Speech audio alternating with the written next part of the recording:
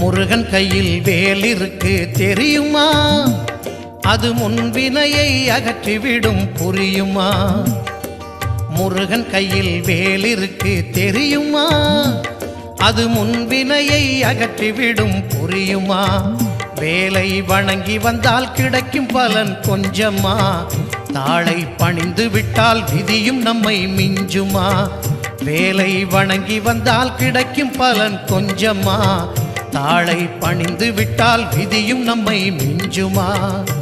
அந்த முருகன் கையில் வேல் இருக்கு தெரியுமா?